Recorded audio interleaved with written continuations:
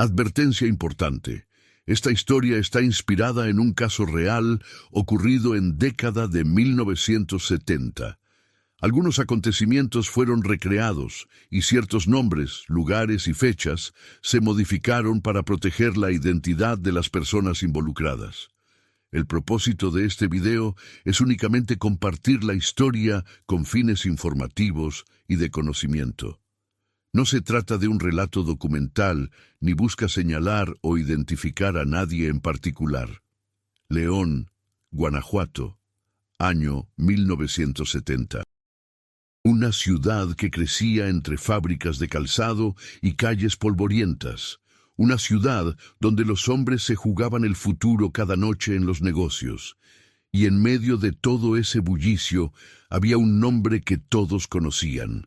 Un nombre que se susurraba con admiración, con envidia, con respeto. Julio Menchaca, 39 años, dueño de la boate más exclusiva de León, Taras. Un lugar donde las luces neón brillaban hasta el amanecer, donde los empresarios cerraban negocios entre copas de whisky, donde las mujeres más elegantes bailaban al ritmo de Pérez Prado y Los Panchos. Taras no era solo una boate, era un símbolo, y Julio era su rey. ¿Cómo llegó ahí? Nadie lo sabía con exactitud. Algunos decían que había heredado dinero de un tío rico en Monterrey. Otros juraban que había ganado una fortuna en apuestas clandestinas durante los años 50. Lo cierto es que en 1966, cuando Taras abrió sus puertas, Julio ya era alguien. Alguien que sabía moverse entre los poderosos. Alguien que siempre tenía la palabra correcta, la sonrisa correcta, el apretón de manos correcto. Alto, de complexión fuerte, cabello negro peinado hacia atrás con brillantina, bigote recortado con precisión milimétrica, traje gris Oxford perfectamente planchado, zapatos italianos que brillaban como espejos. Julio no pasaba desapercibido, nunca, y él lo sabía. Le gustaba ser el centro de atención, le gustaba que todos voltearan cuando entraba a un lugar. Le gustaba el poder que su presencia irradiaba, pero más que su apariencia, lo que realmente definía a Julio Menchaca era su inteligencia. Una inteligencia fría, calculadora, capaz de leer a las personas en segundos, de saber qué querían, qué necesitaban y cómo dárselo a cambio de algo. Si antes de continuar te está gustando esta historia, te invito a que te suscribas al canal, dejes tu like en este video y comentes de qué parte del mundo nos estás viendo. Tu apoyo hace posible que sigamos trayendo casos como este. Julio vivía en una mansión de 2 pisos en la colonia Jardines del Moral, una zona exclusiva. Jardines cuidados por jardineros contratados, reja de hierro forjado, fuente de cantera en el patio central. Dentro, todo era lujo. Muebles importados de Estados Unidos. Cortinas de terciopelo Borgoña. Pisos de mármol que reflejaban la luz de las lámparas de cristal. En las paredes, cuadros de pintores mexicanos que Julio había comprado en galerías de la Ciudad de México. Diego Rivera, Rufino Tamayo, José Clemente Orozco. Pero la mansión no era solo de Julio. La compartía con su esposa, Norma Esquivel. Norma, 28 años, cabello castaño oscuro que le caía en ondas suaves hasta los hombros. Ojos color miel, piel clara, delgada, elegante, siempre vestida con ropa de diseñador que Julio le compraba en viajes a Guadalajara y la capital. Norma era hermosa, todos lo sabían, pero también era callada, reservada, casi invisible en las fiestas de Taras, donde Julio brillaba como estrella solitaria. Se habían conocido en 1964, en una fiesta en casa de un empresario textil. Norma trabajaba como secretaria en una notaría. Julio la vio desde el otro lado del salón, se acercó. Le ofreció una copa de champán, le habló de sus planes, de su futuro, de la boate que iba a abrir. Norma lo escuchó fascinada. 2 meses después, estaban casados. Al principio, todo fue perfecto. Julio la llenaba de regalos. Viajes a Acapulco, cenas en los mejores restaurantes, joyas, vestidos, atenciones. Norma se sentía la mujer más afortunada del mundo. Y en cierta forma lo era. Porque Julio Menchaca no era cualquier hombre. Era un hombre que sabía cómo construir imperios, o al menos eso parecía. Porque detrás de la fachada de éxito, detrás de los trajes caros y las sonrisas calculadas, había una verdad que Julio guardaba como secreto mortal. Estaba quebrado. No, peor que quebrado. Estaba ahogándose en deudas, taras, la joya de su imperio. Estaba perdiendo dinero mes tras mes. La competencia había crecido. Nuevas boates habían abierto en León, ofreciendo mejores precios, mejores shows, mejores promociones. Los clientes leales comenzaron a dispersarse. Las noches de viernes y sábado, que antes estaban abarrotadas, ahora mostraban mesas vacías. El whisky importado que Julio insistía en servir costaba una fortuna. Los músicos en vivo que contrataba cobraban sueldos que ya no podía pagar. Las cuentas se acumulaban. Los proveedores empezaron a exigir pagos por adelantado. Los bancos le negaron nuevos créditos. ¿Cómo había llegado a esto? Julio se lo preguntaba cada noche, sentado en su oficina privada en Taras, con un vaso de coñac en la mano y los libros contables abiertos frente a él. Los números no mentían. En 1968, Taras había dado ganancias de 120,000 pesos. En 1969, solo 40,000. Y en lo que iba de 1970, pérdidas de 30,000. Había intentado todo. Bajar precios, ofrecer promociones, contratar nuevos bartenders, remodelar la pista de baile. Nada funcionaba. El dinero simplemente se escurría entre sus dedos como arena y las deudas crecían.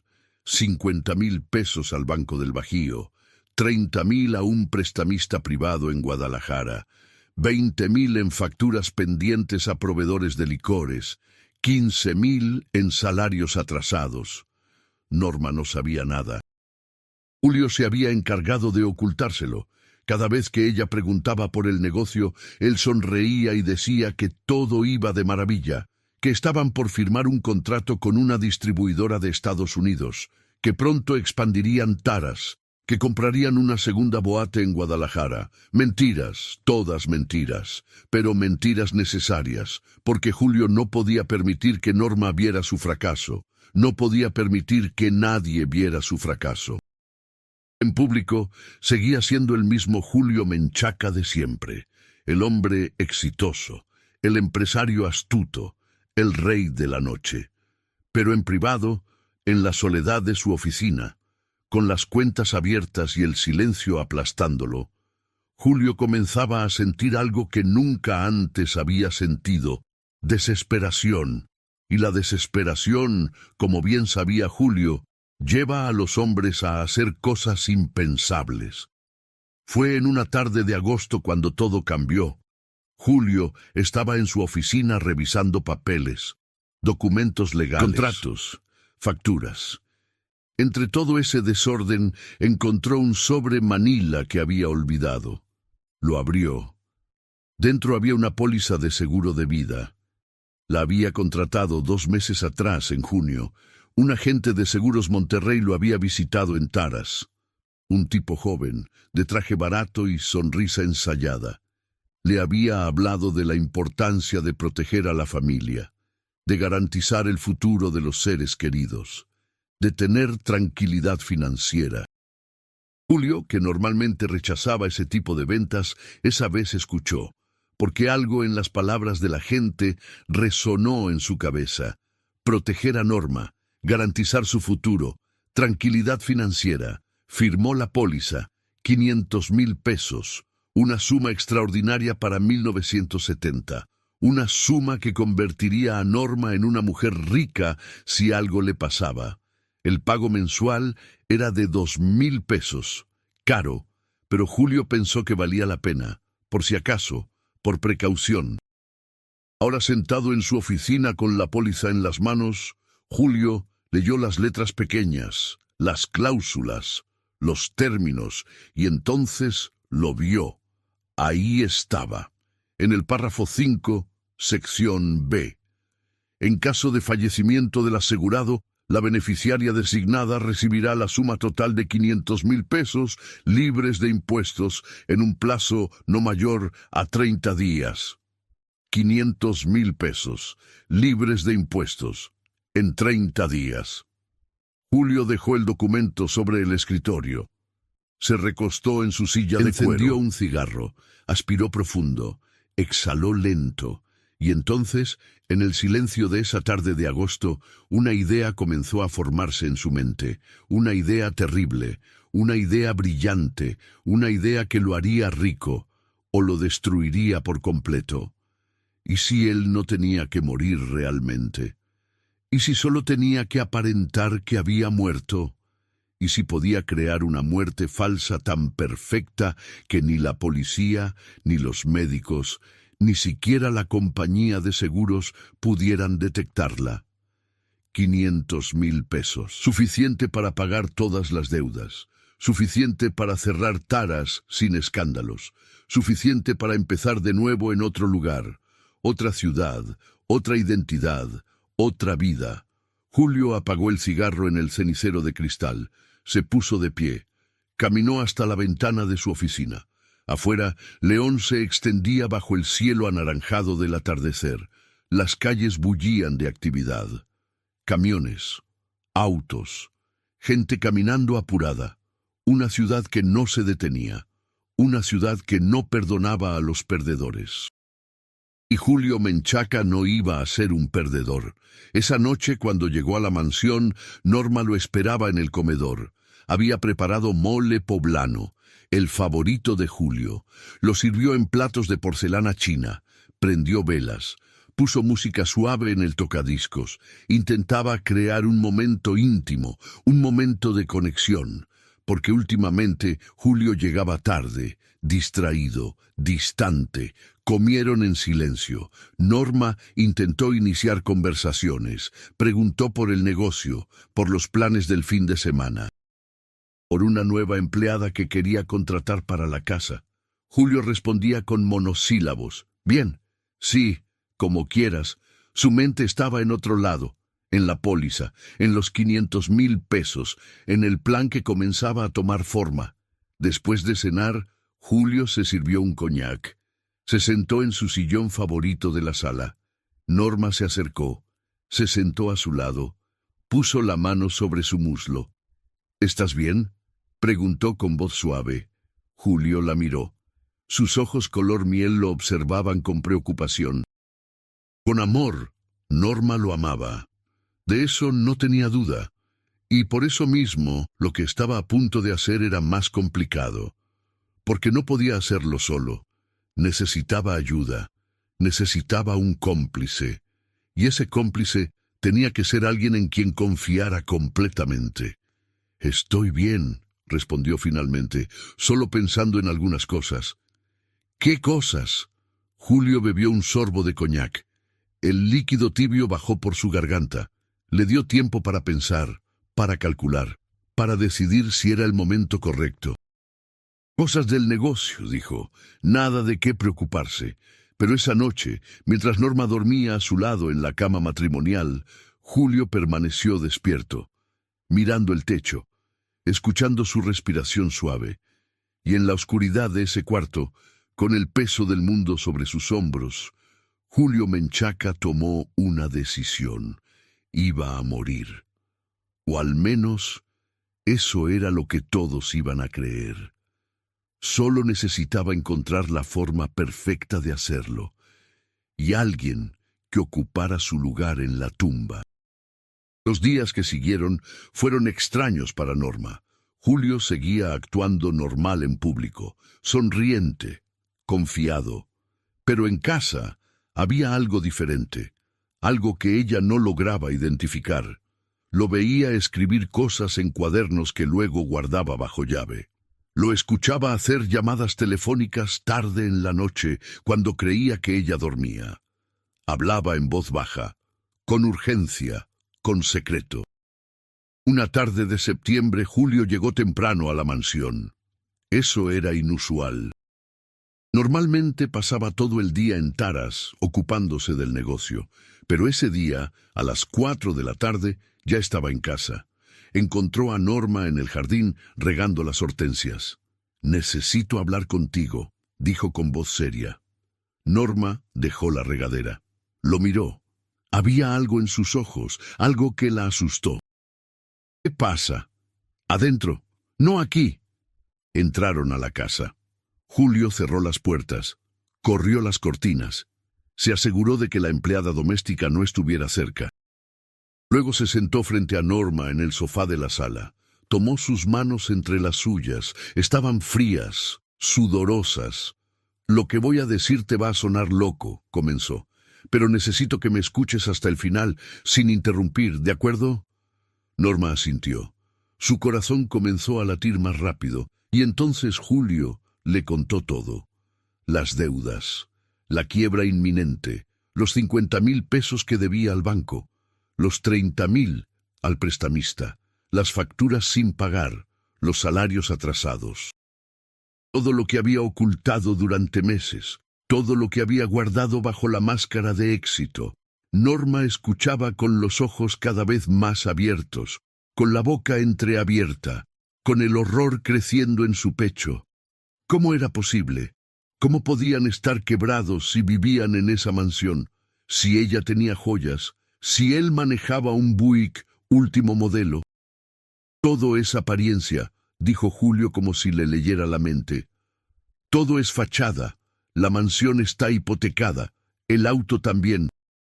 Las joyas las compré a crédito. Norma, si no hacemos algo pronto vamos a perderlo todo. Y no solo eso. Los prestamistas de Guadalajara no son gente con la que se juega. Si no les pago...» No terminó la frase. No hacía falta. Norma sabía de qué tipo de gente hablaba. Había leído en los periódicos sobre empresarios que habían amanecido con balazos en la cabeza por no pagar a tiempo. «¿Qué vamos a hacer?», preguntó con voz temblorosa. Julio respiró profundo. Este era el momento. El momento de revelar el plan, el momento de convertir a su esposa en su cómplice. «Tenemos una salida», dijo lentamente, «una forma de conseguir el dinero que necesitamos, 500,000 pesos, suficiente para pagar todo, para empezar de nuevo». «¿500,000? ¿Cómo?» «El seguro de vida». Hubo un silencio. Norma lo miró sin comprender. Luego, poco a poco, la comprensión comenzó a dibujarse en su rostro, y con ella, el terror. «No», susurró, «escúchame». «No, Julio, no. Escúchame». Su voz se elevó. Luego se controló, bajó el tono. «No es lo que piensas. No voy a matarme. Voy a fingir mi muerte. Vamos a crear un accidente, un incendio, un cuerpo irreconocible. Los seguros pagarán. Tú recibirás el dinero como beneficiaria. Pagaremos las deudas. Y después... ¿Después qué? Después desaparezco por un tiempo.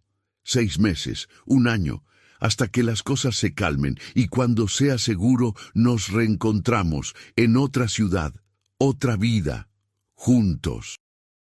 Norma se puso de pie. Caminó hacia la ventana. Afuera, el jardín se veía tranquilo bajo el sol de la tarde. Todo parecía tan normal, tan pacífico, tan alejado de la locura que Julio acababa de proponer. «Es una locura», dijo sin voltear. «Es nuestra única opción. Nos van a descubrir. No, si lo hacemos bien. Y lo haremos bien. Norma, he pensado en cada detalle, cada paso, cada posibilidad». Ella se dio la vuelta. Las lágrimas comenzaban a brotar de sus ojos. «¿Y si algo sale mal? ¿Y si nos descubren? Iríamos a la cárcel. Los dos. No va a salir mal». Julio se acercó. Le tomó el rostro entre las manos. «Confía en mí. ¿Cuándo te he fallado?». Pero esa pregunta tenía una respuesta que ninguno de los dos quería admitir.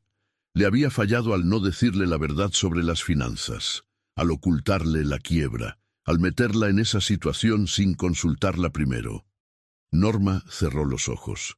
Las lágrimas rodaron por sus mejillas.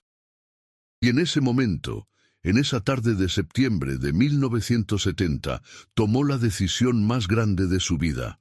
¿Cuánto tiempo?, preguntó con voz quebrada. ¿Qué? ¿Cuánto tiempo tendrías que estar muerto? Julio sintió un alivio inmenso. Ella estaba considerándolo. Estaba entrando al plan. 1 año, máximo 1 año. ¿Y cómo lo harías? ¿Cómo finges una muerte? Y ahí fue cuando Julio le explicó todo, el plan completo, cada detalle que había estado calculando durante semanas. Primero, necesitaba cambiar algunos documentos, registros médicos, tipo de sangre, altura, peso, características físicas. Todo debía coincidir con alguien más, con el verdadero cuerpo que iban a usar, porque ahí estaba el problema central, la pieza clave del plan. No podía haber un accidente sin víctima, no podía haber un funeral sin cuerpo, y ese cuerpo tenía que ser de alguien que nadie extrañara demasiado, alguien sin familia cercana, alguien cuya desaparición pasara desapercibida. «¿Estás hablando de...?» Norma no pudo terminar la frase. «Sí», dijo Julio firmemente, «estoy hablando de eso». El horror en el rostro de Norma era evidente. Pero Julio continuó, explicó que no sería un asesinato violento, sería rápido, indoloro. La persona ni siquiera se daría cuenta, un sedante fuerte en su bebida, dormirse pacíficamente, y luego el fuego que borraría cualquier evidencia, que haría imposible una identificación precisa. «No puedo», susurró Norma. «No puedo ser parte de esto». «Ya eres parte», respondió Julio con dureza. «Desde el momento en que te dije el plan, ahora solo nos queda decidir, ¿lo hacemos o esperamos a que los prestamistas vengan por nosotros?» Era chantaje emocional, y Julio lo sabía, pero también sabía que Norma era débil, que siempre había dependido de él, que sin él estaría perdida, y esa dependencia era su mayor arma. Durante 3 días, Norma no le habló. Se encerraba en el cuarto, lloraba, rezaba. Pedía a Dios que le diera una señal, que le dijera qué hacer, pero no hubo señales, solo silencio. Al 4.º día salió del cuarto, encontró a Julio en su estudio, lo miró a los ojos. «Solo por 1 año», dijo con voz firme, «1 año y regresas. ¿Lo prometes?» «Lo prometo. Y después de eso, nunca más. Vivimos tranquilos, sin mentiras, sin mentiras». Norma extendió la mano. Julio la tomó. Sellaron el pacto. Y entonces comenzó la preparación. Julio empezó por los documentos. Visitó la clínica donde se había hecho los exámenes médicos para el seguro. Sobornó a un enfermero con 5,000 pesos. Le pidió que cambiara su tipo de sangre en los archivos, de O positivo a AB negativo. También modificó su altura, de 1,78 a 1,73. Pequeños cambios, pero cruciales. Luego compró una combi Volkswagen de 1962. Vieja, oxidada, con las llantas gastadas y el motor que tosía humo negro. La compró en efectivo a un mecánico en un taller de la periferia. Sin papeles, sin registro. El mecánico ni siquiera preguntó el nombre, le importaba más el dinero. Julio estacionó la combi en un terreno baldío a las afueras de León, cubierta con una lona, esperando el momento indicado. Pero faltaba la pieza más importante, la pieza que haría creíble todo el plan: el cuerpo. Durante semanas, Julio observó a sus empleados en taras, estudiaba sus rutinas, sus vidas, sus familias, buscaba al candidato perfecto, alguien que cumpliera los requisitos. Sin lazos familiares fuertes, sin muchos amigos, sin nadie que fuera a buscarlo insistentemente si desaparecía. Y entonces lo encontró. Roberto Salgado, aunque todos lo llamaban polaco, por su piel pálida y cabello rubio cenizo. 27 años, garzón en Taras desde hacía 8 meses, trabajador, callado, solitario. Julio comenzó a investigarlo discretamente. Preguntó por ahí. Habló con otros empleados. Descubrió que Roberto había llegado a León desde Querétaro, que no tenía familia, que sus padres habían muerto cuando era niño, que había crecido en un orfanato, que vivía solo en un cuarto de azotea en la colonia obrera, que no tenía novia, ni amigos cercanos, ni deudas, ni sueños. Era un fantasma, un hombre que existía sin realmente existir. Perfecto. Una noche de octubre, cuando Taras estaba llena de clientes, Julio llamó a Roberto a su oficina. «Siéntate», le dijo con una sonrisa amigable. Roberto se sentó nervioso. Pensaba que lo iban a despedir, o que había hecho algo mal. «Tranquilo», dijo Julio, «no es nada malo. Al contrario, quiero ofrecerte algo». Sirvió 2 vasos de tequila. Le pasó uno a Roberto. «Por el trabajo bien hecho», brindó. Bebieron. El tequila era bueno, suave. Roberto relajó los hombros.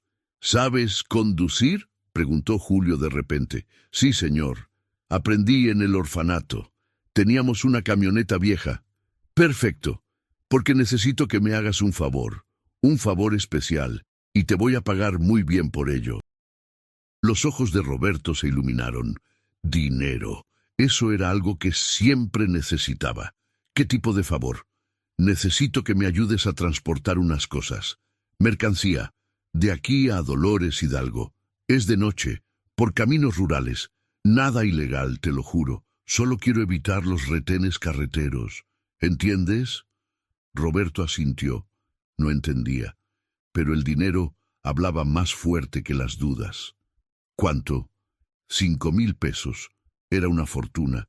El salario mensual de Roberto era de 700 pesos. 5,000 era más de lo que ganaba en medio año. ¿Cuándo? La próxima semana. Te aviso el día exacto. Bebieron otro tequila. Y otro. Julio siguió llenando el vaso de Roberto. Siguió contándole historias. Siguió ganándose su confianza. Cuando la noche terminó, Roberto salió de la oficina tambaleándose, feliz, emocionado, sin saber que acababa de firmar su sentencia de muerte. Los días siguientes, Julio ultimó detalles. Compró gasolina extra, 10 litros en bidones de metal. Los guardó en la combi.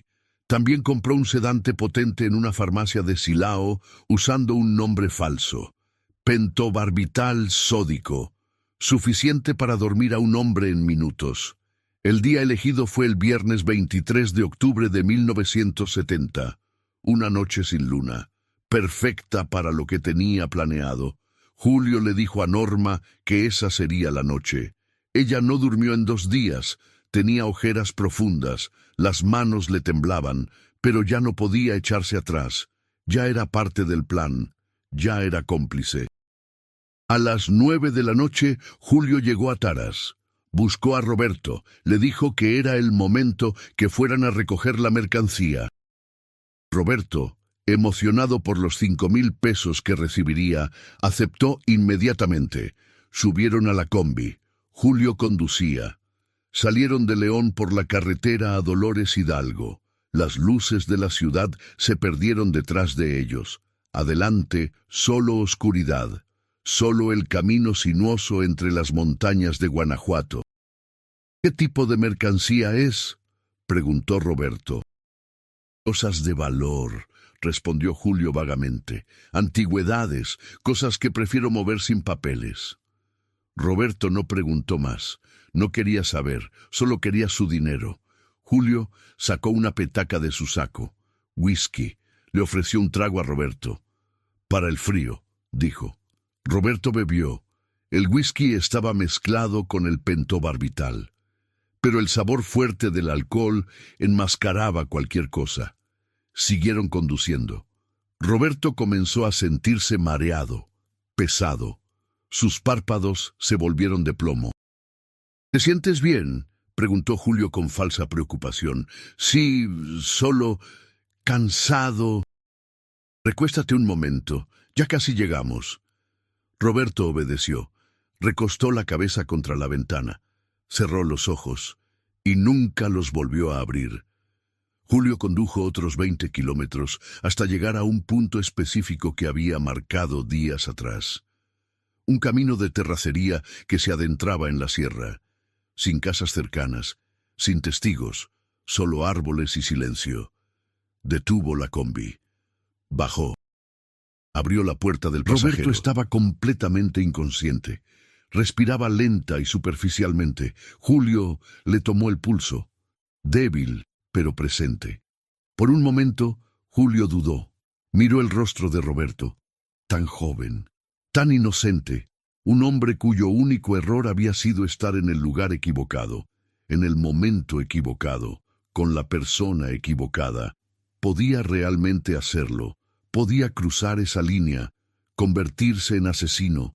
Pensó en las deudas, en los prestamistas, en Norma, en los 500,000 pesos, en la nueva vida que podría tener. Y entonces, con manos firmes, Julio tomó la decisión final. Colocó a Roberto en el asiento del conductor. Le puso su propio reloj en la muñeca, su propio anillo de casamiento en el dedo, su cartera en el bolsillo, documentos de identidad que había preparado, todo lo necesario para que el cuerpo fuera identificado como Julio Menchaca. Luego roció gasolina por todo el interior de la combi. El olor era penetrante, nauseabundo.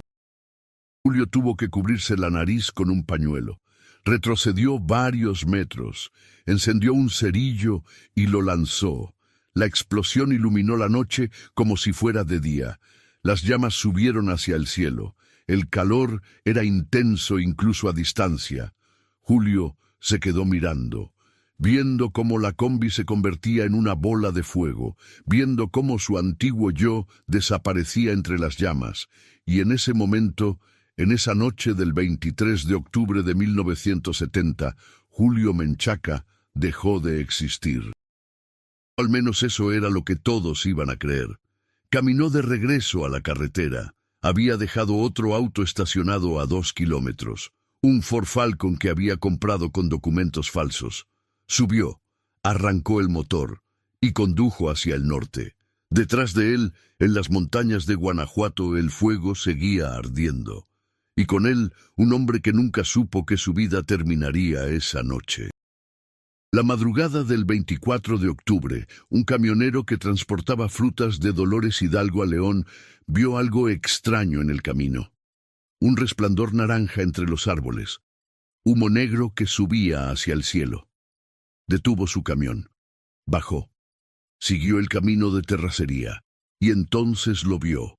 Una combi completamente calcinada, todavía humeante, las llantas convertidas en charcos de goma derretida. Los cristales estallados, y dentro, entre los restos retorcidos del metal, algo que parecía un cuerpo. El camionero corrió de regreso a su vehículo, condujo hasta el poblado más cercano, buscó al delegado municipal, le contó lo que había visto. A las 7 de la mañana, la Policía Judicial del Estado ya estaba en el lugar. El comandante Héctor Villanueva, un hombre de 50 años con bigote gris y uniforme arrugado, fue el primero en examinar los restos. Había visto muchas cosas en sus 25 años de servicio: accidentes de tráfico, homicidios, suicidios. Pero algo en esa escena le llamó la atención. El fuego había sido demasiado intenso, demasiado completo. Las combis no ardían así por un simple accidente, no a menos que hubiera combustible adicional, mucho combustible. «Traigan las cámaras», ordenó, «y avisen al forense, esto no fue un accidente». Los fotógrafos de la policía comenzaron a documentar todo, cada ángulo, cada detalle. El cuerpo dentro de la combi era irreconocible, carbonizado hasta los huesos. Los brazos pegados al volante en una posición que sugería que el conductor había intentado escapar. Pero el fuego había sido muy rápido, muy voraz. Entre los restos del tablero, Un policía encontró algo, una placa de metal medio derretida, una cartera de cuero quemada. La abrió con cuidado, dentro documentos casi destruidos, pero en uno de ellos todavía se podía leer un nombre: Julio Menchaca Ortiz. El comandante Villanueva tomó el documento. Lo estudió con atención. Ese nombre le sonaba conocido. ¿De dónde? Pensó un momento, y entonces recordó. La Boate Taras. Había estado ahí un par de veces. El dueño era un tipo alto, bien vestido, siempre sonriente. Se llamaba Julio. Necesitamos localizar a la familia, dijo. Alguien tiene que identificar el cuerpo. Pero identificar ese cuerpo iba a ser casi imposible. No había rostro, no había huellas dactilares, no había nada excepto huesos calcinados y metal fundido. Solo quedaban los objetos personales. Dos cosas llamaron la atención del forense cuando llegó al lugar. Un anillo de oro, medio derretido, pero todavía visible en lo que quedaba de la mano izquierda. Tenía una inscripción por dentro que se podía leer con lupa: J.I.N. 1964. Y un reloj, un Omega Constellation, caro, de lujo. La caja estaba chamuscada, pero el grabado en la parte de atrás seguía legible. Para Julio, con amor, N. El comandante Villanueva anotó todo. Luego envió un patrullero a León, a la dirección que aparecía en los documentos quemados, una mansión en la colonia Jardines del Moral. Cuando el patrullero tocó la puerta a las 10 de la mañana, fue la empleada doméstica quien abrió. Una señora mayor de delantal blanco. Al ver el uniforme, su rostro palideció. ¿La señora Norma está?, preguntó el oficial. Sí, está arriba. ¿Pasó algo? Necesito hablar con ella. Es urgente. La empleada subió las escaleras. Tocó la puerta del cuarto principal. Norma abrió. Había pasado la noche despierta, esperando, sabiendo que en cualquier momento vendría la noticia. Cuando vio el rostro asustado de la empleada, supo que había llegado el momento. «Hay un policía abajo», susurró la mujer. «Dice que es urgente». Norma respiró profundo. Se miró en el espejo. Ojos rojos de no dormir, cabello despeinado, rostro pálido. Perfecto. Se veía como alguien que había pasado una mala noche, como alguien preocupada por un esposo que no había regresado a casa. Bajó las escaleras lentamente. El oficial la esperaba en la sala, sombrero en mano, expresión seria. «¿Señora Norma Esquivel de Menchaca?» «Sí, soy yo». Su voz temblaba. No era actuación, realmente temblaba. «Lamento tener que darle malas noticias. Esta madrugada encontramos un vehículo incendiado en la carretera a Dolores Hidalgo. Dentro había un cuerpo. Los documentos identifican a la víctima como su esposo, Julio Menchaca». Norma se llevó las manos a la boca. Sus rodillas flaquearon. La empleada corrió a sostenerla. Las lágrimas comenzaron a rodar por sus mejillas. ¿Eran reales o eran parte de la actuación? Ni ella misma lo sabía ya. «No, no puede ser», susurró. «Lo siento mucho, señora. Necesitamos que venga a... Necesitamos que confirme algunos detalles». Una hora después, Norma llegó a la morgue del Hospital General de León. El comandante Villanueva la recibió personalmente. La llevó a una sala fría que olía a formol y muerte. Sobre una mesa metálica cubierto con una sábana blanca estaba el cuerpo. «Debo advertirle», dijo el comandante con voz suave, «que el estado del cuerpo es difícil de ver. El fuego fue muy intenso. No va a poder reconocer los rasgos». Norma asintió. El comandante levantó la sábana parcialmente, solo lo suficiente para mostrar los restos de la mano izquierda.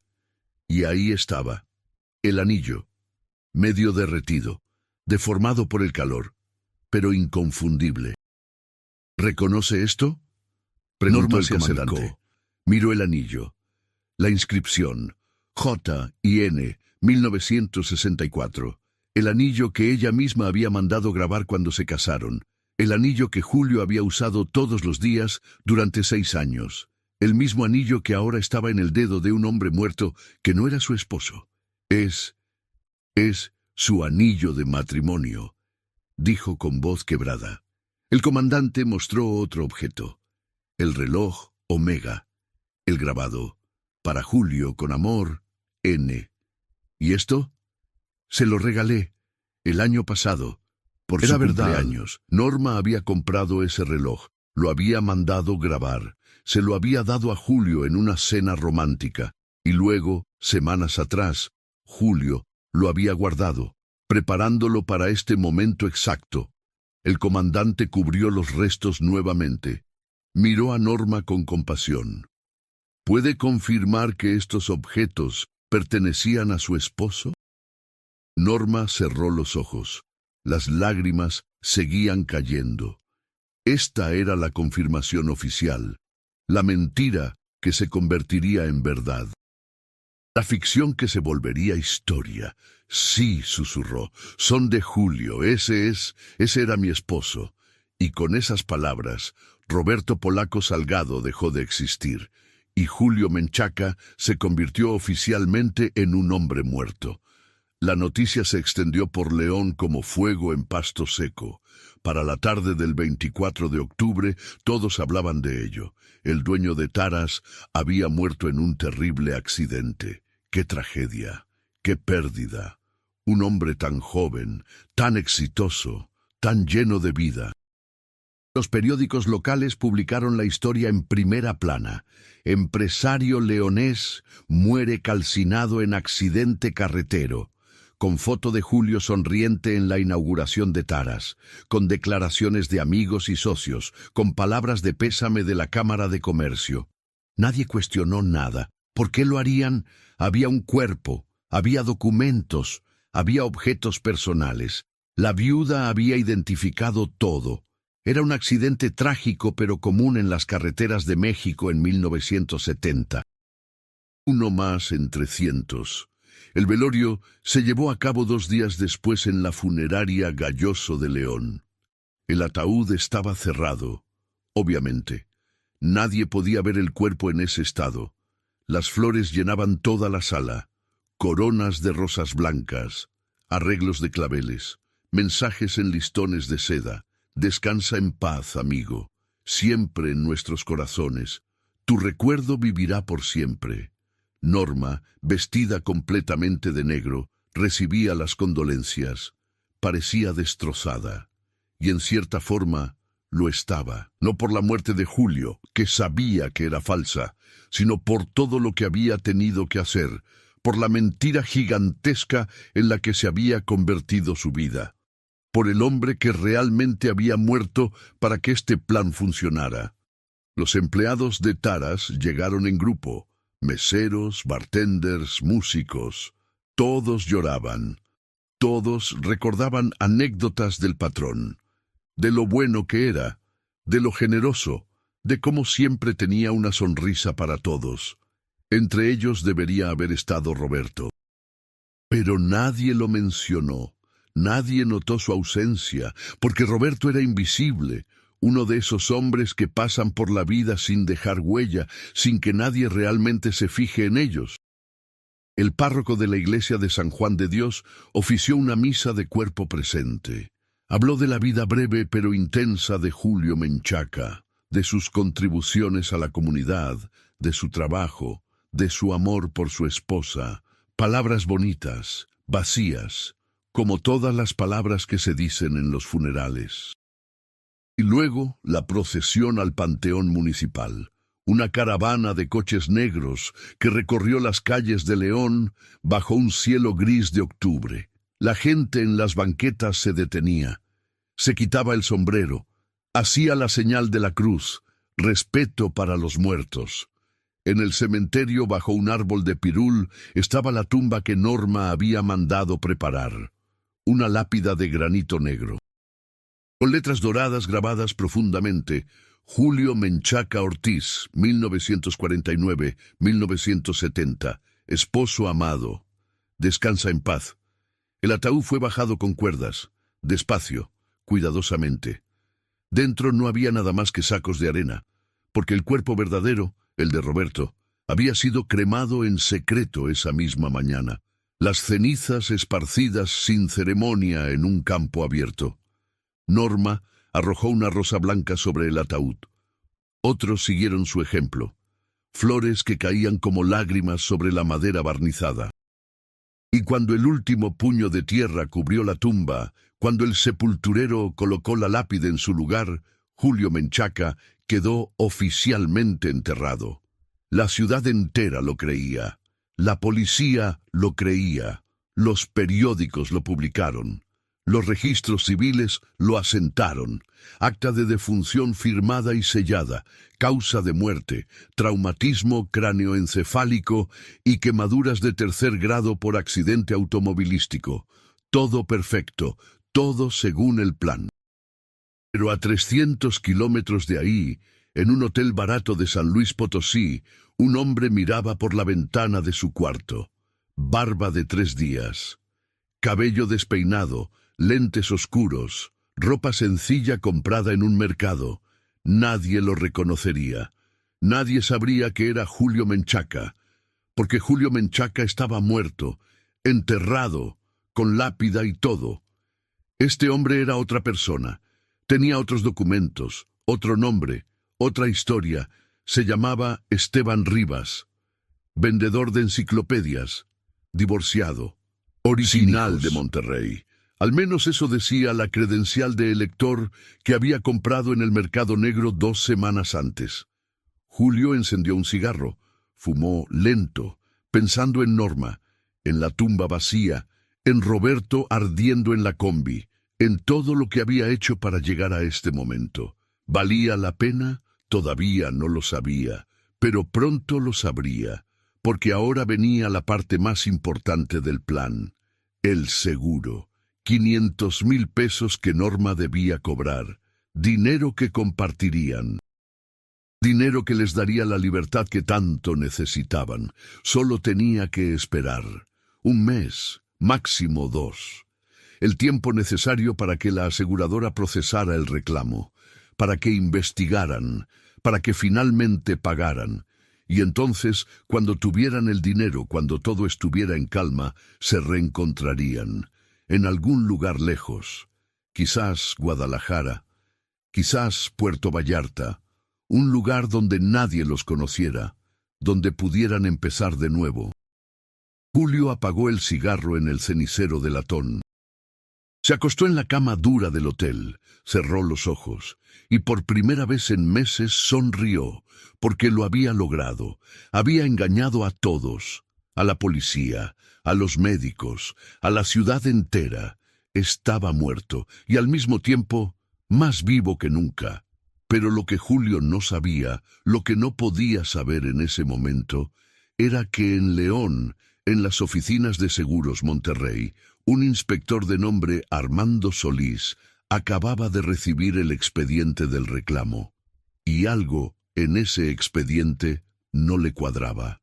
Algo pequeño, casi insignificante, un detalle que cualquier otro habría pasado por alto, pero Armando Solís no era cualquier inspector. Era meticuloso, obsesivo, y había aprendido, en sus 20 años revisando casos de seguros, que los detalles pequeños casi siempre escondían las mentiras más grandes. Abrió el expediente, leyó los documentos, vio las fotos del accidente, el acta de defunción, la identificación de la viuda, y entonces lo vio, el pequeño detalle que no cuadraba. La póliza de seguro había sido contratada apenas 2 meses antes de la muerte. 500,000 pesos, una suma extraordinaria, y el pago había sido puntual, sin retrasos, como si alguien supiera que pronto la iba a necesitar. Armando cerró el expediente, encendió un cigarro, se recostó en su silla y pensó: aquí hay algo que no está bien. Norma esperó exactamente 15 días después del funeral para ir a las oficinas de Seguros Monterrey. No quería parecer ansiosa. No quería despertar sospechas. Una viuda reciente no piensa en dinero inmediatamente. Primero viene el luto, el dolor, las lágrimas. Y Norma había jugado bien ese papel. Se había encerrado en la mansión, había rechazado visitas, había llorado frente a las empleadas domésticas. Había actuado exactamente como se esperaba que actuara, pero por dentro contaba los días. Cada hora que pasaba era una hora más cerca del dinero, de los 500,000 pesos que cambiarían todo, que pagarían las deudas, que le darían la libertad de reunirse con Julio en algún lugar lejano y empezar de nuevo. El 9 de noviembre de 1970, Norma entró a las oficinas de Seguros Monterrey en el centro de León. Vestía de negro, lentes oscuros, un pañuelo en la mano, la imagen perfecta de la viuda afligida. La recibió una secretaria joven que la llevó a la oficina del gerente, el licenciado Patricio Vargas. Un hombre de 60 años, calvo, con lentes gruesos y traje café. «Señora Menchaca», dijo con voz formal. «Lamento mucho su pérdida». «Gracias», respondió Norma con voz quebrada. «Entiendo que viene a hacer el reclamo del seguro de vida de su esposo». «Sí, no quería venir tan pronto, pero las deudas no esperan, y Julio dejó algunas obligaciones pendientes». Era verdad, y era mentira. Las deudas existían, pero Norma estaba actuando.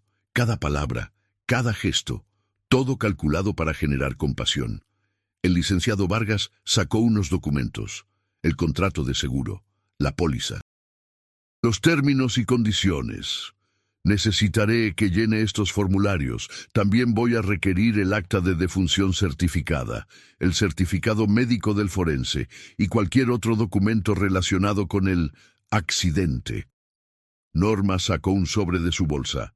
Había preparado todo: acta de defunción, certificado del forense, fotos del lugar del accidente que la policía le había dado.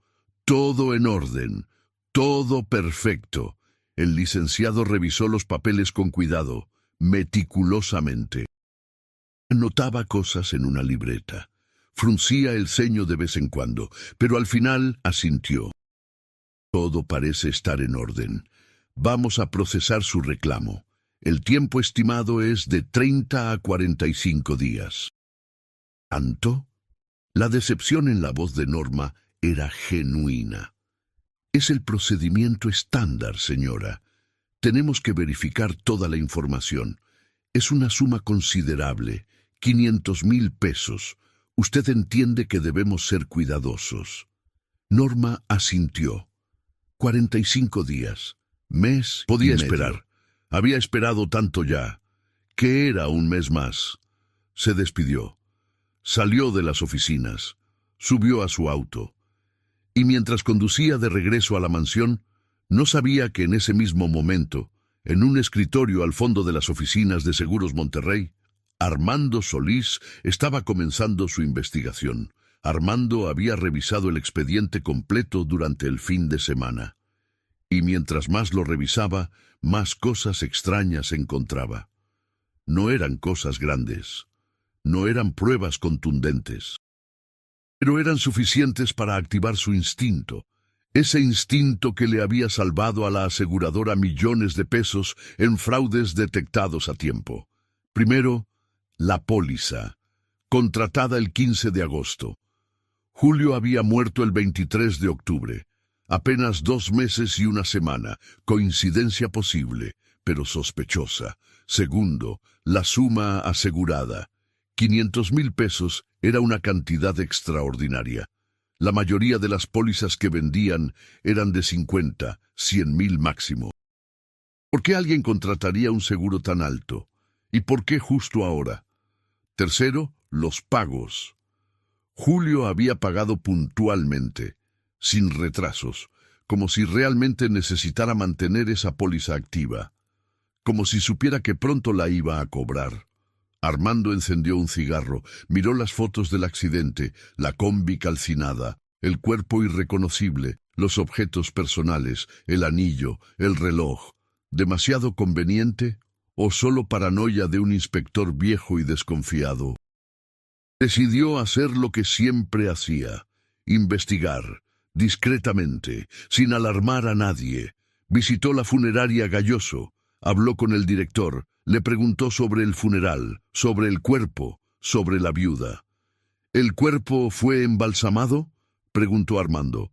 No, señor, el estado del cuerpo no lo permitía. Fue cremado al día siguiente del velorio. ¿Quién autorizó la cremación? La viuda. Trajo una orden firmada por ella y el médico forense. Cremado. Eso significaba que no había forma de hacer análisis posteriores. No había forma de verificar la identidad del cuerpo. Solo quedaban los documentos, y los documentos podían ser falsificados. Luego Armando visitó la morgue. Habló con el forense, el doctor Ramírez, un hombre cansado de 50 y tantos años que trabajaba ahí desde hacía 2 décadas. Doctor, necesito ver el informe de autopsia del señor Menchaca. El doctor buscó entre sus archivos, sacó una carpeta delgada. Se la pasó a Armando. No hay mucho que ver. El cuerpo estaba carbonizado, identificación visual imposible. Solo pudimos basarnos en los objetos personales y en el testimonio de la viuda. Armando leyó el informe. Causa de muerte: traumatismo cráneoencefálico severo y quemaduras de 3er grado. Altura estimada: 1,73 centímetros. Tipo de sangre: AB negativo. Espera. Armando se detuvo. Tipo de sangre: AB negativo. Volvió a revisar el expediente de la póliza. En los exámenes médicos que Julio se había hecho para contratar el seguro, su tipo de sangre era AB negativo. Todo coincidía. Demasiado bien. Demasiado perfecto.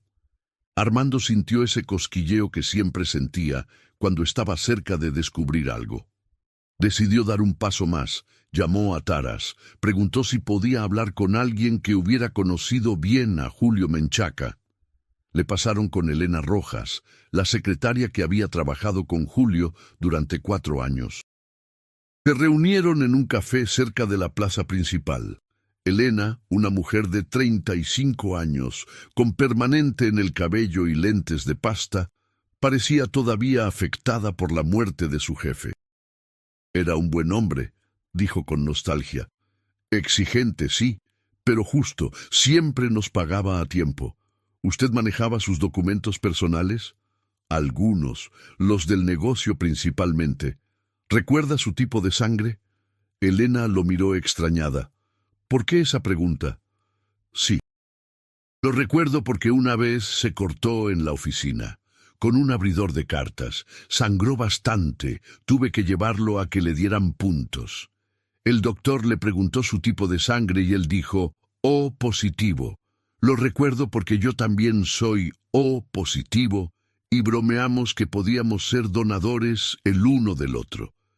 Armando sintió como su corazón se aceleraba. O positivo, no AB negativo. Los registros médicos del seguro estaban falsificados. Alguien había cambiado el tipo de sangre. ¿Por qué? Solo había una razón, porque el cuerpo que iba a morir no tenía el mismo tipo de sangre que Julio.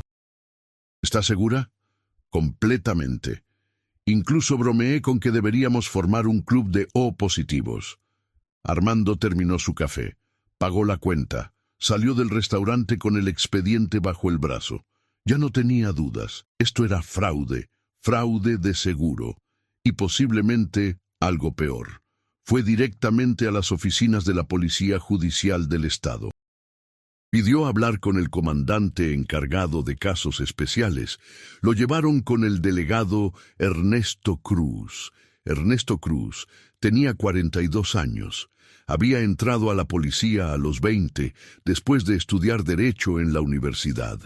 Era conocido por su tenacidad, por su olfato para los casos complicados. Cuando Armando le contó sus sospechas, Cruz escuchó con atención, sin interrumpir, tomando notas. ¿Tiene pruebas?, Preguntó cuando Armando terminó. Tengo inconsistencias.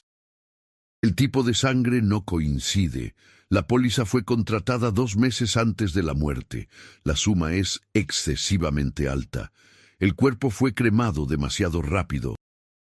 Eso no son pruebas, son sospechas. Por eso vengo con usted, delegado, para que investigue, para que confirme o descarte mis sospechas. Cruz se recostó en su silla. Pensó un momento, luego asintió. Está bien. Voy a reabrir el caso, discretamente. Si hay fraude, lo vamos a encontrar. Y así comenzó la verdadera investigación. Cruz empezó por lo básico. Revisó todos los documentos del accidente. Habló con el comandante Villanueva que había estado en el lugar. Examinó las fotos. Estudió el informe del forense. Luego hizo algo que nadie más había hecho. Investigó la combi. ¿De dónde había salido?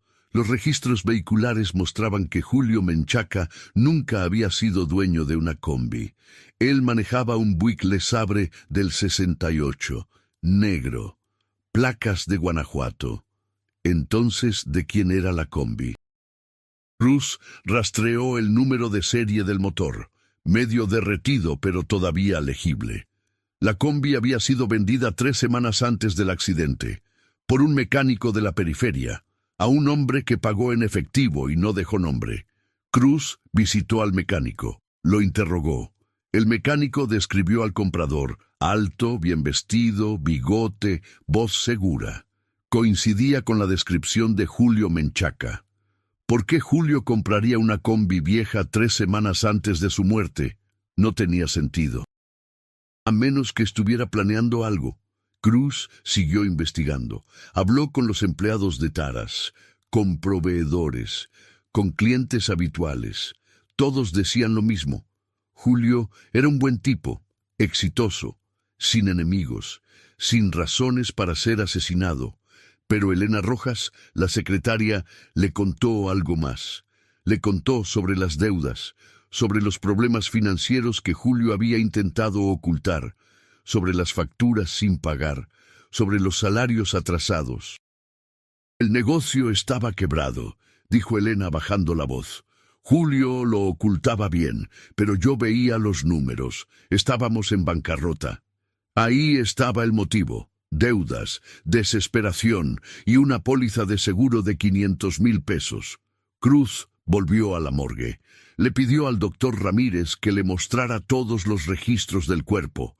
El forense sacó sus archivos. Cruz leyó con cuidado y entonces lo vio. En las notas adicionales que el forense había escrito, pero que no estaban en el informe oficial. Altura, aproximadamente 170 centímetros, peso estimado previo a la carbonización, 68 kilos. Cruz sacó su libreta, revisó sus notas sobre Julio Menchaca. Según el registro de su licencia de conducir, Julio medía 1,78 centímetros y pesaba 82 kilos. 5 centímetros de diferencia, 14 kilos de diferencia. El cuerpo no era de Julio Menchaca. Cruz sintió la adrenalina corriendo por sus venas. Tenía razón. Armando Solís tenía razón. Esto era fraude. Esto era homicidio. Pero más que fraude. Porque si ese cuerpo no era de Julio, entonces, ¿de quién era? Regresó a Taras. Esta vez con una lista de todos los empleados. Les mostró fotos a cada uno. ¿Reconocían a todos en estas fotos? Eran fotos de la fiesta de aniversario de Taras, tomadas 6 meses atrás. Los empleados revisaron las fotos. Señalaban rostros, daban nombres. Todos estaban identificados, excepto uno. ¿Y este?, preguntó Cruz, señalando a un joven rubio en la esquina de una foto. «Ah, ese es el polaco», dijo uno de los bartenders. «Roberto Salgado, garzón, trabajaba aquí». ¿Trabajaba? Sí, hace como 1 mes que no viene. Pensamos que renunció sin avisar, pero nadie lo extrañó mucho. Era muy callado. ¿Dónde vivía? En un cuarto de azotea por la colonia obrera. No sé la dirección exacta. Cruz investigó. Encontró el cuarto. Un espacio diminuto, sucio, abandonado. El casero dijo que Roberto no había pagado la renta del último mes. Sus pocas pertenencias seguían ahí. Ropa vieja, una cobija raída, nada de valor. ¿Cuándo fue la última vez que lo vio? No sé, hace como un mes. Salió una noche y nunca regresó. Una noche, hace un mes, el 23 de octubre, la noche del accidente. Cruz volvió a la morgue. Le pidió al forense que revisara sus notas sobre el cuerpo. Altura, 1,73. Tipo de sangre, AB negativo. Peso, 68 kilos. Luego Cruz fue al orfanato donde Roberto había crecido. Consiguió su expediente. Altura, 1,73 centímetros. Tipo de sangre, AB negativo. Peso al cumplir 18 años, 65 kilos. Coincidía perfectamente.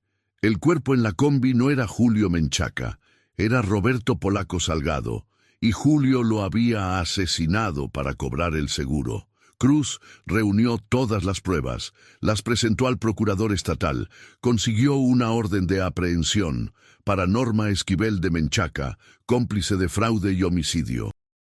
El 18 de diciembre de 1970, a las 6 de la mañana, Cruz y 4 agentes tocaron la puerta de la mansión en Jardines del Moral. La empleada abrió asustada. Cruz mostró la orden. «Necesito hablar con la señora Norma».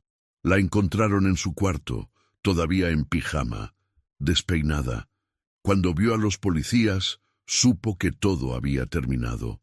«Señora Norma Esquivel», dijo Cruz con voz firme, «queda arrestada por fraude de seguro y complicidad en homicidio». Norma no lloró, no gritó, no se resistió. Extendió las manos para las esposas, como si hubiera estado esperando este momento desde hace semanas. La llevaron a la comandancia, la interrogaron durante horas. Al principio, Norma se mantuvo firme, negaba todo. Decía que no sabía nada, que su esposo había muerto, que era una viuda inocente. Pero cuando Cruz le mostró las pruebas, cuando le explicó las inconsistencias, cuando le dijo que sabían todo, Norma se derrumbó. Y confesó, contó cómo Julio había planeado todo. Cómo la había convencido, cómo habían elegido a Roberto, cómo había pasado esa noche terrible esperando en la mansión, cómo había identificado el cuerpo sabiendo que no era su esposo. «¿Dónde está Julio ahora?», preguntó Cruz. «No sé. Se fue después del funeral. Dijo que nos veríamos cuando fuera seguro, pero nunca más supe de él». «¿Cómo se iba a comunicar con usted?». «Dijo que me llamaría cuando tuviéramos el dinero del seguro, pero nunca llamó». Cruz envió alertas a todas las policías del país. Descripción de Julio Menchaca, foto, características, posibles alias, recompensa por información. Y 2 semanas después llegó la llamada. Un policía de San Luis Potosí había visto a un hombre que coincidía con la descripción. Vivía en un hotel barato, se hacía llamar Esteban Rivas. Cruz viajó inmediatamente, con una orden de aprehensión federal. Llegó al hotel a medianoche, subió al cuarto 304, tocó la puerta. «¿Quién es?», preguntó una voz desde adentro. «Policía judicial, abra la puerta». Silencio, luego pasos. La puerta se abrió lentamente, y ahí estaba Julio Menchaca, con barba, con lentes, con ropa corriente, pero inconfundible. Sus ojos se encontraron con los de Cruz. Por un momento, Julio consideró correr, pero no había salida, estaba atrapado. «Julio Menchaca», dijo Cruz, «está arrestado por fraude y homicidio en primer grado». Julio no dijo nada, solo extendió las manos para las esposas. Y mientras Cruz lo esposaba, mientras lo sacaban del hotel entre curiosos que se asomaban por las puertas, Julio solo pensaba en una cosa: ¿cuánto tiempo había durado su libertad? 2 meses. Apenas 2 meses de ser un hombre muerto antes de que lo descubrieran. El plan perfecto había fallado, y ahora enfrentaría las consecuencias. El regreso a León fue largo. Julio, esposado en el asiento trasero del patrullero, miraba por la ventana. Las carreteras de San Luis Potosí daban paso a los campos de Guanajuato, campos que conocía bien, campos por los que había transitado toda su vida, y ahora los veía como un hombre derrotado, como un prisionero. Cruz conducía en silencio. De vez en cuando miraba por el espejo retrovisor. Estudiaba a Julio. Intentaba entender qué pasaba por la mente de un hombre capaz de planear algo así, de asesinar a un empleado inocente, de fingir su propia muerte, de involucrar a su esposa en un crimen tan elaborado. ¿Por qué lo hizo?, preguntó finalmente Cruz. Julio no respondió inmediatamente. Siguió mirando por la ventana, el paisaje que pasaba rápido, como había pasado su vida, rápido, intenso, y ahora todo se detenía. Porque no tenía otra opción, dijo al fin con voz apagada. Las deudas me estaban ahogando, los prestamistas iban a matarme, o peor, iban a ir por Norma. Así que mató a un hombre inocente. Roberto no tenía a nadie. No tenía familia, no tenía futuro, era invisible. Eso no le daba derecho a quitarle la vida. Julio no respondió, porque no había respuesta, no había justificación. Había tomado una vida y ahora pagaría por ello. Llegaron a León al amanecer del 20 de diciembre. Las calles comenzaban a llenarse de gente, vendedores ambulantes, trabajadores camino a las fábricas, niños corriendo hacia la escuela, vida normal, mientras Julio era llevado a la comandancia como un criminal. La noticia explotó en los medios como bomba.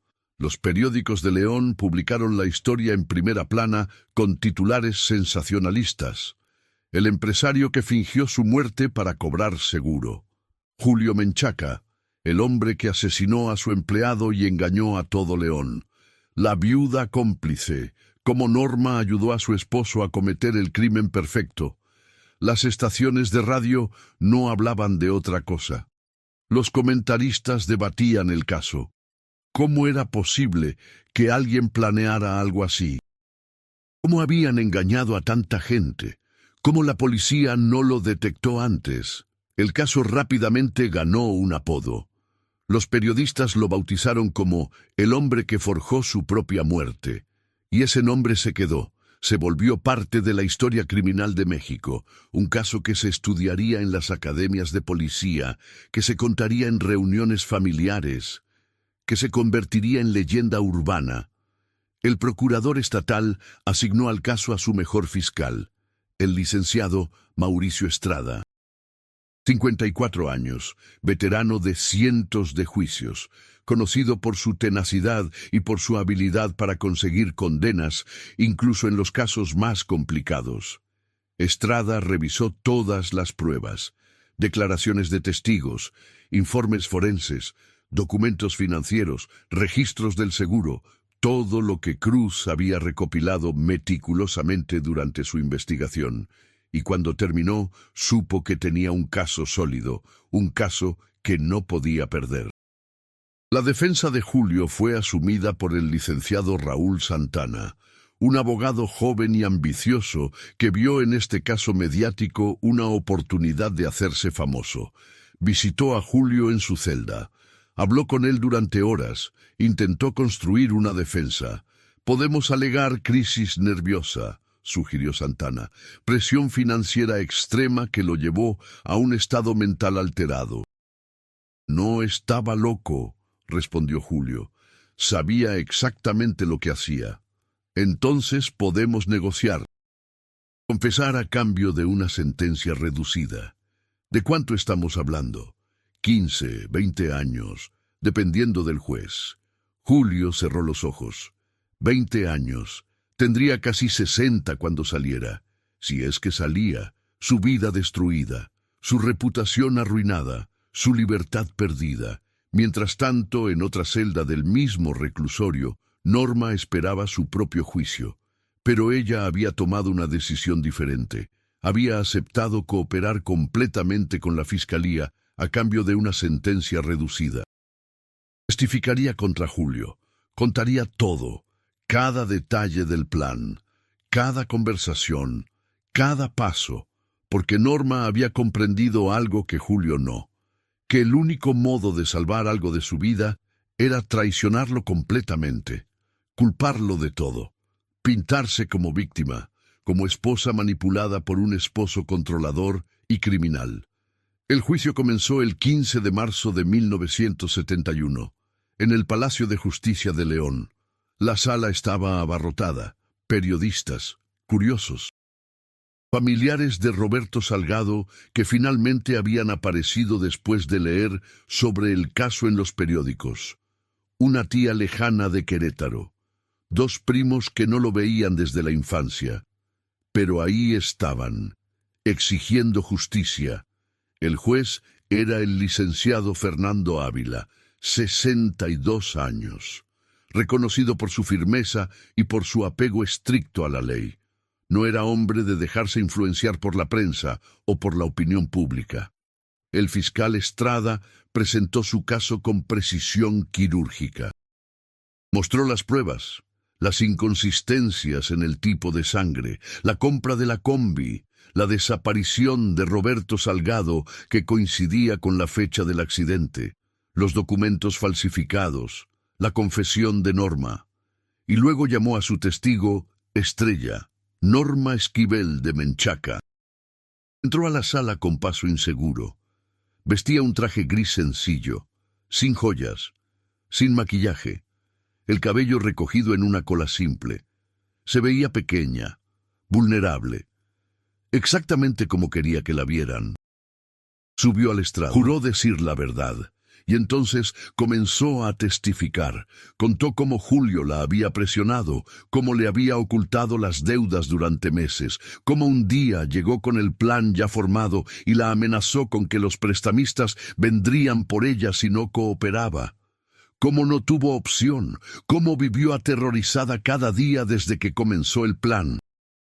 «Yo no quería», dijo con voz quebrada, lágrimas corriendo por sus mejillas. Le supliqué que encontrara otra forma, pero él dijo que era esto o la muerte. La muerte de ambos. Julio, sentado en la mesa de la defensa, la miraba incrédulo. ¿Cómo podía mentir así? Él nunca la amenazó. Ella aceptó voluntariamente. Firmó el pacto con un apretón de manos. Fue cómplice consciente. Pero en ese tribunal, frente a ese juez, las palabras de Norma sonaban convincentes, sonaban como la verdad. El abogado de Julio intentó desacreditarla durante el contrainterrogatorio. ¿Usted no intentó detenerlo? ¿No llamó a la policía? ¿No le dijo a nadie? Tenía miedo, respondió Norma, miedo de lo que me haría si lo traicionaba. Él la golpeaba, la amenazaba físicamente, no físicamente, pero psicológicamente. Me tenía controlada. Era mentira, y Julio lo sabía, pero no podía probarlo, no tenía testigos, no tenía pruebas, solo su palabra contra la de ella. El fiscal presentó más testigos. Elena Rojas, la secretaria, testificó sobre las deudas ocultas, sobre cómo Julio había mentido sobre las finanzas. El inspector Armando Solís explicó las inconsistencias en el seguro. El delegado Ernesto Cruz detalló la investigación que llevó a la captura. Cada testimonio agregaba otra capa de culpa sobre Julio. Cada prueba lo hundía más profundo. Cuando finalmente fue su turno de testificar, Julio subió al estrado sabiendo que ya había perdido. Pero tenía que intentarlo, tenía que decir su verdad. Yo planeé todo, admitió. Eso es cierto. Compré la combi, falsifiqué los documentos, maté a Roberto Salgado. Recorrió la sala. Admitirlo así, tan directamente, sin excusas, sorprendió a todos. Pero Norma fue mi cómplice voluntaria. Ella aceptó el plan. Ella identificó el cuerpo sabiendo que no era yo. Ella iba a recibir el dinero del seguro. No era una víctima, era mi socia. El fiscal lo interrogó duramente. ¿Tiene pruebas de eso? ¿Grabaciones? ¿Documentos firmados? No, pero ella lo sabe. Sabe que miento. Las acusaciones sin pruebas no valen nada en este tribunal, señor Menchaca. Y tenía razón. Sin pruebas, solo era la palabra de Julio contra la de Norma. Y la corte ya había decidido a quién creerle.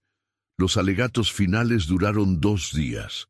El fiscal pidió la pena máxima: 30 años por homicidio calificado, 10 más por fraude, 5 por falsificación de documentos, 45 años en total. La defensa pidió clemencia, argumentó crisis financiera, desesperación. Momento de locura temporal. Pidió 20 años. El juez se retiró a deliberar. 3 horas después, regresó con el veredicto. Julio Menchaca Ortiz, dijo con voz firme que resonó en toda la sala. Este tribunal lo encuentra culpable de homicidio calificado en primer grado, fraude de seguro y falsificación de documentos oficiales. Pausa. El silencio era absoluto. Lo condeno a 16 años de prisión en el penal de Guanajuato, sin posibilidad de libertad anticipada antes de cumplir la mitad de la sentencia. 16 años.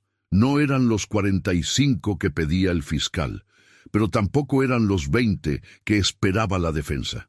Eran 16 años de su vida encerrado. Julio no reaccionó. Simplemente asintió, como si hubiera estado esperando esas palabras. Norma, por su parte, recibió una sentencia de 4 años por complicidad. El juez consideró que había sido manipulada, que había actuado bajo presión, que merecía una segunda oportunidad. Cumpliría 2 años y saldría en libertad condicional. Lo sacaron de la sala por puertas diferentes. Julio miró hacia atrás una última vez. Buscó los ojos de Norma, pero ella miraba al suelo. No quería encontrarse con su mirada. No quería ver la traición reflejada en sus ojos. Julio fue trasladado al penal estatal de Guanajuato una semana después. Una prisión de máxima seguridad construida en los años 40. Muros altos de piedra gris. Torres de vigilancia, alambre de púas, el lugar donde pasaría los próximos años de su vida. Le asignaron la celda 127, 2 metros por 3, una litera de metal, un inodoro, un lavabo, una ventana pequeña con barrotes que daba a un patio interior. Eso era todo. Su nuevo hogar. Los primeros meses fueron duros. Julio no estaba acostumbrado a la vida en prisión, a los horarios estrictos, a la comida horrible, al ruido constante, a la violencia que surgía sin previo aviso. Pero aprendió rápido.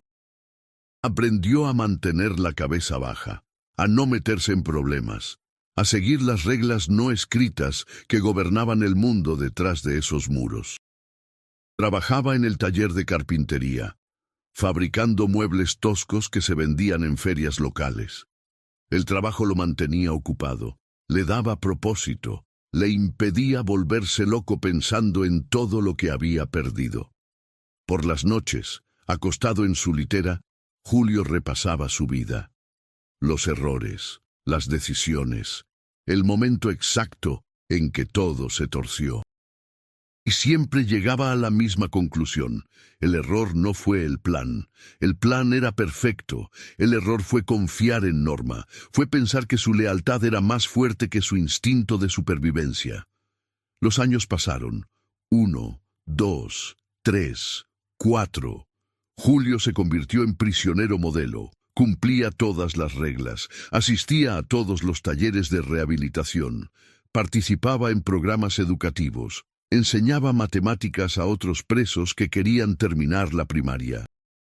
El director del penal, el comandante Gutiérrez, notó su comportamiento. En su informe anual escribió: el interno Menchaca ha demostrado arrepentimiento genuino y rehabilitación ejemplar.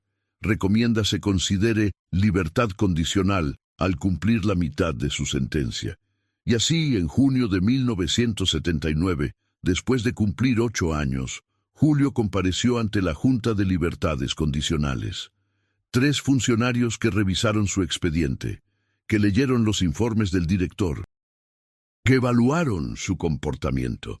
Señor Menchaca, dijo el presidente de la Junta, su conducta durante estos 8 años ha sido intachable. Ha demostrado voluntad de cambio, de reintegrarse a la sociedad como ciudadano productivo. Julio escuchaba con atención. Su corazón latía rápido. Por lo tanto, esta Junta ha decidido otorgarle la libertad condicional, con las siguientes condiciones: presentarse cada mes ante su oficial de libertad condicional, no salir del estado de Guanajuato sin permiso, mantener un empleo estable. Cualquier violación resultará en su regreso inmediato a prisión. Julio apenas podía creerlo. Libertad. Después de 8 años, libertad. El 15 de julio de 1979, Julio Menchaca salió por las puertas del penal. Llevaba un traje barato que le habían dado, 50 pesos en el bolsillo, y una pequeña maleta con sus pocas pertenencias. Afuera lo esperaba el oficial asignado a su caso, un hombre joven de apellido Ramírez. «Bienvenido a la libertad, señor Menchaca», dijo extendiendo la mano. Julio la estrechó, miró alrededor. El cielo azul, las montañas a lo lejos, el aire fresco. Cosas que había olvidado cómo se sentían. ¿Tiene dónde quedarse? Voy a buscar un cuarto, un trabajo, empezar de nuevo. Recuerde las condiciones de su libertad condicional. Si necesita algo, aquí está mi tarjeta. Julio tomó la tarjeta, asintió y comenzó a caminar por la calle, lejos del penal, hacia su nueva vida. Los días siguientes fueron extraños. Julio alquiló un cuarto en una casa de huéspedes en León. Buscó trabajo, pero nadie quería contratar a un exconvicto de 30 años. Tocó decenas de puertas, llenó decenas de solicitudes. Todas fueron rechazadas. Finalmente consiguió trabajo en un taller mecánico, barría pisos, limpiaba herramientas, ganaba 150 pesos a la semana, apenas suficiente para la renta y la comida.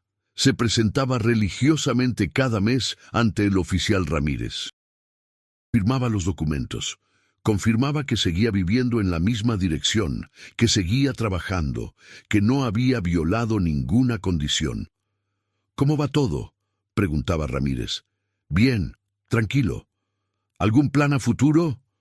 «Solo vivir día a día». Pero Julio mentía, porque tenía planes que guardaba en secreto, planes que había estado formando durante esos 8 años en prisión. El 22 de julio, una semana después de salir, Julio fue a su presentación mensual. Todo normal. Firmó los papeles. Habló brevemente con Ramírez, salió de la oficina y nunca regresó. Cuando llegó agosto y Julio no se presentó, Ramírez fue a buscarlo. A la casa de huéspedes, al taller mecánico. Preguntó a vecinos, a compañeros de trabajo. Nadie lo había visto, nadie sabía dónde estaba. Julio Menchaca había desaparecido. Nuevamente. La orden de reaprehensión se emitió inmediatamente. Julio Menchaca, libertad condicional violada, prófugo de la justicia. Su foto circuló nuevamente en todas las comandancias de México, en estaciones de autobuses, en aeropuertos, en puestos fronterizos, pero fue inútil. Julio había desaparecido como fantasma, como si la tierra se lo hubiera tragado. El oficial Ramírez se sintió responsable, había confiado en él, había creído en su rehabilitación, y Julio lo había engañado, exactamente como había engañado a todos en 1970. Ernesto Cruz, ya retirado de la policía desde hacía 3 años, leyó sobre la desaparición en los periódicos. Tenía 61 años. Vivía en una casa modesta en las afueras de León. Pasaba sus días cuidando un pequeño jardín, leyendo, disfrutando la tranquilidad que nunca tuvo durante sus años de servicio. Pero cuando leyó que Julio había escapado, sintió algo que no había sentido en años. Esa sensación de caso sin resolver, de criminal que se escapa, de justicia incompleta. Llamó a Ramírez. Se reunieron en un café del centro. ¿Ninguna pista?, preguntó Cruz. Nada. Es como si se hubiera desvanecido. Revisamos bancos, registros de compra de boletos. Nada. Julio Menchaca era inteligente, demasiado inteligente. No cometería el error de usar su nombre real. ¿Cree que huyó del país? Cruz bebió su café. Pensó un momento. No lo sé. Parte de mí piensa que sí, que está en algún lugar de Centroamérica, o en Estados Unidos, viviendo bajo otro nombre, otra identidad, como planeó hacer desde el principio. ¿Y la otra parte? La otra parte piensa que tal vez cumplió su plan original, desaparecer completamente, volverse invisible, convertirse en nadie. Los meses pasaron sin noticias, luego años. La búsqueda se enfrió. Los recursos policiales se reasignaron a casos más recientes, más urgentes. Julio se convirtió en un archivo más en los sótanos de la comandancia. Un caso abierto, pero olvidado. Norma, que había cumplido su sentencia y salido de prisión en 1973, había rehecho su vida. Se cambió el apellido, se mudó a Querétaro, consiguió trabajo como secretaria en una escuela primaria. Nunca se volvió a casar. Vivía sola en un departamento pequeño, callada, anónima, intentando olvidar todo lo que había pasado. Pero de vez en cuando, especialmente en las noches, pensaba en Julio. Se preguntaba dónde estaría, si estaría vivo, si habría logrado lo que quería. Esa libertad absoluta que tanto buscaba. En 1985, 6 años después de la desaparición, un reporte llegó a la comandancia de León. Un hombre que coincidía con la descripción de Julio había sido visto en Guadalajara, trabajando en una tienda de abarrotes. El nombre que usaba era diferente, Carlos Medina. Pero la descripción física era muy similar. Enviaron agentes, investigaron, llegaron a la tienda. El dueño les mostró papeles. Carlos Medina había trabajado ahí 2 meses. Luego renunció. No dejó dirección de contacto. ¿Tiene foto de él?, preguntaron los agentes. El dueño buscó en sus archivos. Sacó una foto borrosa tomada en una fiesta de empleados. Un hombre de espaldas, 50 y tantos años, cabello gris, complexión media. ¿Era Julio? Imposible confirmarlo. La foto era muy mala, demasiado borrosa. 3 años después, en 1988, otro reporte. Esta vez desde Chile. Un mexicano que trabajaba en el puerto de Valparaíso. 60 años aproximadamente. Hablaba con acento del Bajío. Se hacía llamar Esteban Rivas. Esteban Rivas. El mismo nombre falso que Julio había usado en 1970 cuando huyó a San Luis Potosí. Las autoridades chilenas fueron contactadas. Pero cuando llegaron al puerto, el hombre ya no estaba. Había renunciado 2 semanas atrás. Un compañero de trabajo dijo que había mencionado algo sobre viajar a Argentina, pero nadie estaba seguro. ¿Era realmente Julio? ¿O solo coincidencia? ¿O tal vez alguien jugando con su leyenda? En 1992, 13 años después de su desaparición, un periodista de León, llamado Francisco Landa, decidió investigar el caso para un reportaje especial. Entrevistó a todos los involucrados que todavía vivían. A Norma, que aceptó hablar con la condición de no mostrar su rostro. Al oficial Ramírez, que seguía sintiéndose culpable. A empleados viejos de taras que recordaban a Julio con nostalgia. Y finalmente localizó a Ernesto Cruz, el delegado retirado que había resuelto el caso en 1970. Se reunieron en la casa de Cruz. El viejo policía, ahora de 74 años, con el cabello completamente blanco y las manos temblorosas por el Parkinson, recibió al periodista con amabilidad. ¿Por qué quiere saber sobre Julio Menchaca?, preguntó Cruz mientras servía café. Porque es uno de los casos más fascinantes de la historia criminal de Guanajuato. Un hombre que logró engañar a todos, que fingió su muerte, que escapó de prisión no una, sino 2 veces. No escapó de prisión la segunda vez, corrigió Cruz. Se fugó durante su libertad condicional. Es diferente. Pero logró desaparecer. Nadie ha podido encontrarlo en 13 años. Cruz bebió su café lentamente. Sus ojos, aunque viejos, seguían teniendo esa chispa de inteligencia que lo había hecho buen detective. ¿Sabe qué es lo que más me impresiona de Julio Menchaca?, dijo finalmente. No es que haya cometido el crimen, no es que haya planeado todo meticulosamente. Es que nunca se rindió, incluso después de ser descubierto, después de pasar 8 años en prisión, siguió buscando esa libertad que tanto anhelaba. ¿Cree que sigue vivo? Cruz sonrió, una sonrisa enigmática. Francisco, tengo 74 años, he resuelto cientos de casos, he visto de todo, asesinos, ladrones, estafadores, y le digo algo, Julio Menchaca era diferente, era inteligente, era paciente, era capaz de esperar años para lograr lo que quería. Eso no responde mi pregunta. Sí la responde. Si Julio Menchaca pudo planear una muerte falsa tan elaborada en 1970, ¿qué le hace pensar que no podría planear una desaparición perfecta en 1979? El hombre aprendió de sus errores. La primera vez confió en alguien, en Norma, y eso lo traicionó. La segunda vez no cometió ese error. Entonces cree que está vivo. Creo que si alguien podía lograrlo, era él. Julio tenía una cualidad que pocos criminales tienen: autodisciplina. Podía esperar, podía planear. Podía ser paciente como araña tejiendo su red. El periodista anotó todo, luego preguntó, ¿dónde cree que está? Cruz se levantó, caminó hasta la ventana, miró hacia afuera. Las montañas de Guanajuato se extendían en la distancia.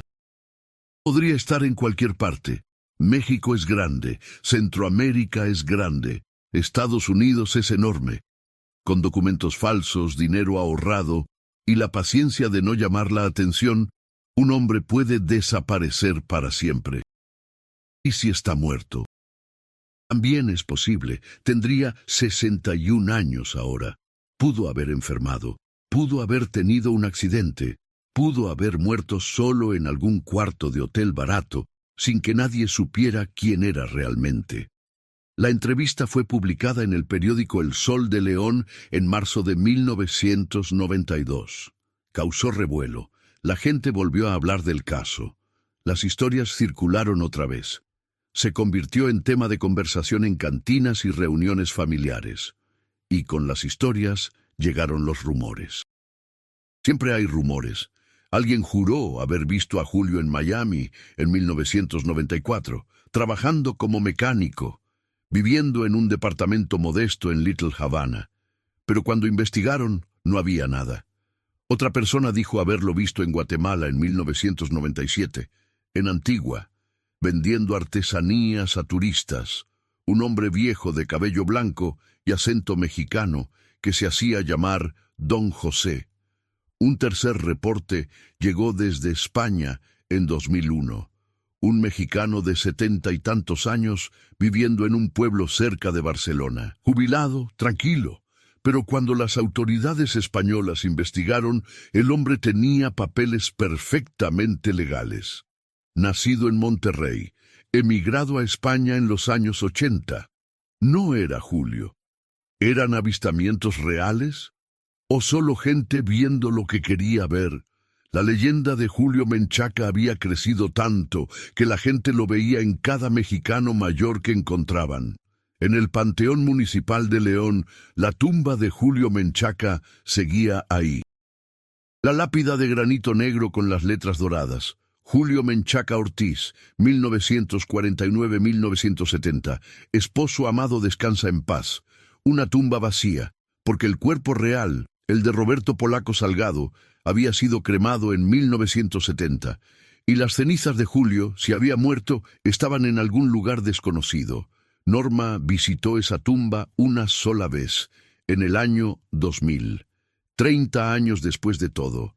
Tenía 58 años, cabello gris, arrugas profundas alrededor de los ojos, una vida difícil marcada en su rostro. Se paró frente a la lápide, leyó el nombre, las fechas, y se preguntó como se había preguntado durante 30 años si Julio realmente estaba muerto, o si en algún lugar del mundo con otro nombre, otra identidad, seguía viviendo. «¿Lo lograste?», susurró al viento. «Conseguiste esa libertad que tanto querías». El viento no respondió, solo movió las hojas de los árboles. El mismo viento que había soplado aquella noche de octubre de 1970, cuando todo comenzó. Ernesto Cruz murió en 2003 a los 85 años. Hasta su último día, cuando los periodistas le preguntaban sobre casos sin resolver, siempre mencionaba a Julio Menchaca. «Ese hombre me obsesionó durante años», admitía, «porque logró algo que muy pocos criminales logran: desaparecer completamente, sin dejar rastro, sin cometer errores. Si está vivo, es el criminal más exitoso que he conocido. Si está muerto, murió como quería, libre». Hoy, en 2024, 54 años después de aquella noche en las montañas de Guanajuato, el caso de Julio Menchaca sigue siendo un misterio. Los archivos policiales permanecen abiertos técnicamente, pero nadie busca activamente. Julio tendría 93 años si siguiera vivo. Estadísticamente improbable, pero no imposible. La Boate Taras cerró en 1975. El edificio fue demolido. Ahora hay un centro comercial en su lugar. Nadie recuerda la música, las luces, el glamour. Solo algunos viejos de León recuerdan cuando Julio Menchaca era el rey de la noche. La mansión en Jardines del Moral fue vendida en 1980. Una familia diferente vive ahí ahora. No saben la historia, o tal vez sí la saben pero no les importa. Es solo una casa, bonita, con jardín, nada más. Y en algún lugar, tal vez en una ciudad que nunca visitó, tal vez bajo un nombre que nunca usó, tal vez en una tumba sin nombre en un cementerio desconocido, está Julio Menchaca, o lo que queda de él, o lo que se convirtió. Porque al final, esa es la verdad más perturbadora de este caso. No que un hombre haya cometido un crimen horrible, no que haya engañado a toda una ciudad, no que haya escapado de la justicia, sino que logró algo que todos, en algún momento de nuestras vidas, hemos deseado: desaparecer completamente, empezar de nuevo, ser otra persona, dejar atrás todos los errores, todas las deudas, todas las consecuencias. Julio Menchaca lo hizo, o al menos eso parece. Y si aún está vivo, en algún lugar del mundo con 93 años, con otro nombre, con otra historia, entonces realmente logró lo que nadie más ha logrado: escapar de su propia muerte, no una vez, sino dos. La primera vez fingió morir. La segunda vez simplemente desapareció. Y en el proceso se convirtió en leyenda, en misterio, en historia que se cuenta en las noches. La tumba vacía en León sigue ahí. El nombre en letras doradas sigue brillando bajo el sol. Los visitantes ocasionales que conocen la historia se detienen, leen, se preguntan: ¿está realmente muerto el hombre bajo esa lápide? ¿O sigue vivo en algún lugar lejano, riendo de todos nosotros que creemos que lo conocemos? Y si aún está vivo, si en algún rincón del mundo un hombre viejo de 93 años lee esta historia y sonríe porque nadie nunca lo encontró, entonces Julio Menchaca logró lo que muy pocos logran: burlar a la muerte, burlar a la justicia, y burlar al tiempo mismo. Hasta el día de hoy, nadie sabe si Julio Menchaca está vivo o muerto. Y tal vez esa sea exactamente la forma en que él quería que terminara su historia. Con una pregunta sin respuesta, con un misterio sin resolver, con un fantasma que nunca dejó de caminar entre nosotros. Y si aún está vivo, Julio Menchaca logró lo que nadie más, escapar de su propia muerte.